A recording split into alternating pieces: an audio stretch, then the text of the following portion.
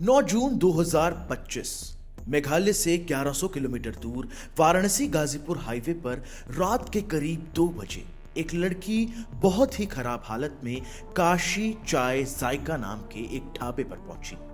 आंखों में मोटे मोटे आंसू थे, चेहरे पर खौफ था, जुबान पर मदद की गुहार थी।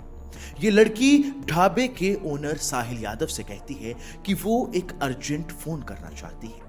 साहिल अपना फोन देता है तो ये लड़की अपने भाई को फोन करती है और कहती है, भैया मैं एकदम सुरक्षित हूं और यूपी के गाजीपुर में हूं। इसके बाद उसी नंबर से साहिल को कॉल बैक आता है और सामने से एक शख्स बोलता है, मेरी बहन को प्लीज यहीं रखिए, मैं पुलिस को फोन कर रहा हूं। इनका नाम सोनम रघुवंशी है। वही सोनम रघुवंशी जो करीब 20 दिन पहले अपने पति राजा रघुवंशी के साथ मेघालय हनीमून पर गई थी और उसके बाद लापता हो गई थी। कुछ देर बाद पुलिस आती है और सोनम को अस्पताल ले जाती है, लेकिन बेचारी दिखने वाली ये औरत दरअसल एक शातिर अपराधी थी। ये आंसू ढोंग के थे, ये बेचारापन फर्जी था। सोनम ने ही एक नौकर से अफेयर के चलते अपने पति का मर्डर करवाया था। सोनम ही इस मर्डर की मास्टरमाइंड थी।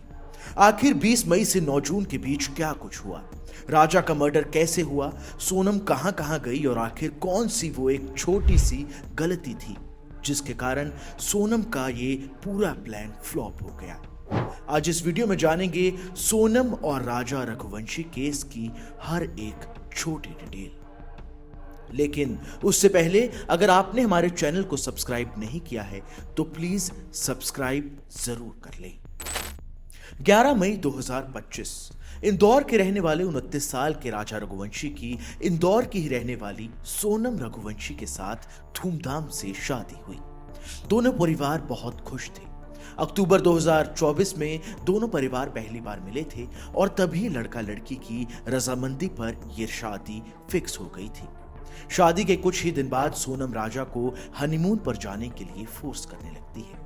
हालांकि उस समय भारत पाकिस्तान के बीच बॉर्डर पर हालात खराब चल रहे थे।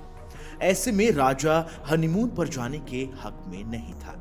वहीं राजा की मां भी मना कर रही थी, लेकिन सोनम जिद करती है कि उसे मशहूर माता कामाख्या के दर्शन करने का बहुत मन हो रहा है। ऐसे में वो असम से होते हुए मेघालय जाना चाहती है। वो राजा को बताती है कि उसने सरप्राइज के तौर पर हनीमून की टिकट्स बुक कर ली हैं। बस इसी कारण से 20 मई 2025 को राजा और सोनम इंदौर से असम के लिए निकल जाते हैं। 21 मई को दोनों मेघालय भी पहुंच जाती हैं। 2 दिन तक सोनम और राजा रघुवंशी मेघालय में ही रहते हैं। 22 मई को दोनों एक होमस्टे में ठहरे थे। वहीं कपल ने एक स्कूटी भी किराए पर ली थी। अब तक सब सही चल रहा था। लगभग रोजाना कपल की घर पर बात हो रही थी, लेकिन 23 मई के दिन कपल एक ट्रैक पर गया था और उसके बाद दोनों का फोन स्विच ऑफ हो गया। दोनों गायब हो गए। मामले में परिवार ने पुलिस कंप्लेंट करवाई तो ये खबर आग की तरह पूरे देश में फैल गई। हर तरफ खलबली मच गई थी। आखिर इंदौर का ये कपल मेघालय से कहां गायब हो गया? सोनम और राजा जिस स्कूटी से निकले थे वो शिलोंग से सोहरा के रूट पर एक कैफे के बाहर मिली। ऐसे में कई कयास लगाए जा रहे थे। क्या इस कपल को आदिवासियों ने पकड़ लिया है? क्या इनके साथ कोई लूटमार हुई है? हर किसी की जुबान पर ये सवाल थे। लेकिन 2 जून 2025 को इस मामले में एक बड़ा मोड़ आया। पुलिस, एसडीआरएफ और एनडीआरएफ की टीम को जंगलों की तलाशी के दौरान शिलोंग में एक खाई से राजा रघुवंशी की डेड बॉडी मिल गई। पुलिस को इस डेड बॉडी के पास से सोनम की व्हाइट शर्ट, एक दवा की स्ट्रिप, मोबाइल की टूटी हुई स्क्रीन और एक स्मार्ट वॉच भी मिली थी। मेघालय पुलिस ने शुरुआती जांच में खाई में गिरने से मौत का शक जताया, लेकिन राजा की पोस्टमार्टम रिपोर्ट ने सबके होश उड़ा दिए।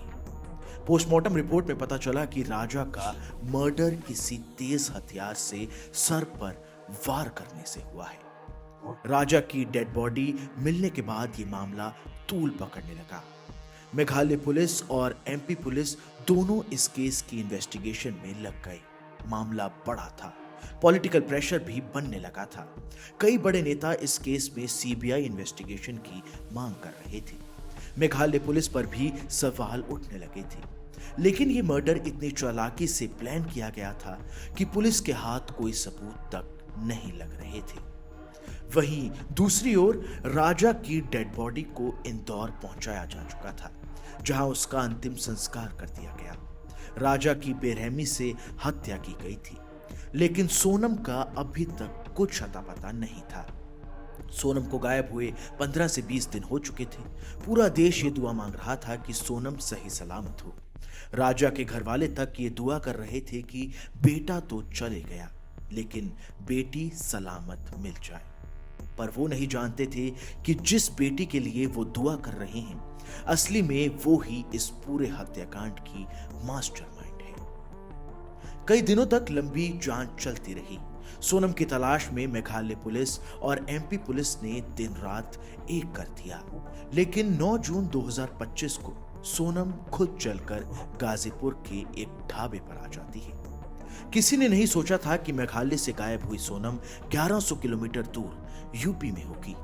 सोनम के गाजीपुर में मिलने के बाद यूपी पुलिस उसे अस्पताल ले जाती है। सारा देश खुश था कि सोनम सही सलामत लौट चुकी है, लेकिन मेघालय पुलिस की एक प्रेस कॉन्फ्रेंस ने पूरे देश के होश उड़ा दिए। पुलिस ने बताया कि इस केस में इन्वेस्टिगेशन के दौरान राजा और सोनम के बारे में एक local tourist guide Albert PD से एक खास जानकारी मिली थी। एल्बर्ट ने यह दावा किया था कि उसने 22 मई को सोनम और राजा को 3 लड़कों के साथ ट्रैकिंग करते हुए देखा था। गाइड के अनुसार ट्रैक पर 4 लड़के आगे आगे चल रहे थे, जिनमें से एक राजा था और सोनम पीछे थी। ये लोग हिंदी में बात कर रहे थे, लेकिन क्योंकि गाइड को हिंदी नहीं आती थी, इसलिए वो बातचीत को समझ नहीं पाया। ये जानकारी पुलिस के लिए काफी अहम थी। इसके बाद पुलिस ने हर उस रास्ते की सीसीटीवी फुटेज खंगालने शुरू कर दी जहां जहां सोनम और राजा गए थे। इस दौरान पुलिस को एक बहुत ही चौंकाने वाला सबूत मिल गया। पुलिस ने करीब हर फुटेज में पाया कि ये 3 लोग सोनम और राजा का 1-2 दिनों से पीछा कर रहे थे। ऐसे में पुलिस इन तीनों के बारे में जानकारी जुटाने लगी। पुलिस ने सबसे पहले इन सभी लोकेशंस पर कौन-कौन से फोन एक्टिव थे, इस बारे में जानकारी जुटाई। करीब लंबी रिसर्च के बाद पुलिस को एक नंबर मिला जो हर उस लोकेशन पर भी एक्टिव था जहां जहां सोनम और राजा गए थे। पुलिस ने इस नंबर के बारे में जानकारी जुटाई तो पता चला कि ये नंबर भी इंदौर का ही है। अब मेघालय पुलिस ने इंदौर पुलिस से कोऑर्डिनेट किया तो पता चला कि ये नंबर आकाश राजपूत नाम के एक शख्स का है। जब पुलिस आकाश तक पहुंची तो विशाल चौहान नाम के एक शख्स से लगातार बातचीत के सबूत मिले। पुलिस विशाल तक पहुंची तो इन दोनों के फोन से राज कुशवाहा नाम के एक शख्स से लंबी बातचीत के सबूत मिले और बस यहीं से पुलिस के सामने इस केस की पूरी तस्वीर साफ हो गई। राज कुशवाहा सोनम के पिताजी की कंपनी में मैनेजर का काम करता था। सोनम भी अपने पापा की ही इसी कंपनी में एचआर के तौर पर काम करती थी। पुलिस ने अपने सोर्सेस से जब थोड़ी और जानकारी जुटाई तो पता चला कि सोनम और राज लंबे समय से एक दूसरे से प्यार करते थे। सोनम को घर पर इस बात के बारे में बताने से डर लगता था, इसलिए इन दोनों ने ये पूरा प्लान रचा। इनका ये प्लान था कि राजा को रास्ते से हटाने के बाद सोनम के घर वाले उसकी दूसरी शादी के लिए आसानी से मान जाएंगे। इसलिए राज ने अपने 3 दोस्तों आकाश, विशाल और आनंद को 50,000 रुपए देकर राजा की सुपारी दी थी। ये तीनों सोनम और राजा के हनीमून पर जाने से पहले ही 17 मई को मेघालय पहुंच चुके थे। वहां जाकर इन्होंने एक धारदार हथियार भी खरीदा और 1-2 दिन तक ये कपल का पीछा करते रहे।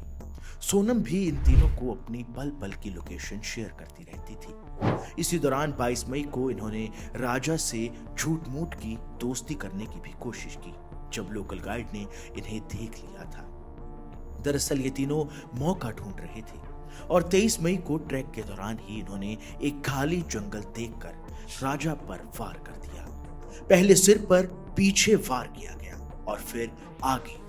इसके बाद तीनों ने राजा की डेड बॉडी को खाई में गिरा दिया। 23 मई को ही ये लोग ट्रेन और बस के जरिए बिहार भाग गए। वहीं सोनम भी 23 मई को ही मेघालय से भाग गई। इस सब के दौरान राज इंदौर में ही रहा ताकि उस पर कोई शक ना हो। वो रोज ऑफिस जाता, सोनम के पिताजी की नजरों के सामने ही रहता, यहां तक कि वो राजा के संस्कार पर भी गया था। लेकिन जब पुलिस आकाश तक पहुंच गई तो ये बात राज को पता चल गई थी कि शायद उनका भांडा फूट गया है। ये बात उसने सोनम को भी बता दी थी। इसी कारण से सोनम यूपी में ढाबे पर पहुंची और ऐसा ढोंग करने लगी कि उसे किडनैप कर लिया गया था। तो सोनम फिलहाल पुलिस की गिरफ्त में है और आगे की कार्रवाई जारी है। ये वीडियो आपको कैसी लगी हमें कमेंट कर जरूर बताएं। साथ ही इस वीडियो को अपने चाहने वालों के साथ शेयर जरूर करें, क्योंकि ऐसा किसी के साथ भी हो सकता है। इसके साथ ही अगर आपको ऐसी ट्रू क्राइम स्टोरीज देखनी अच्छी लगती हैं तो हमारे चैनल को सब्सक्राइब जरूर कर लें।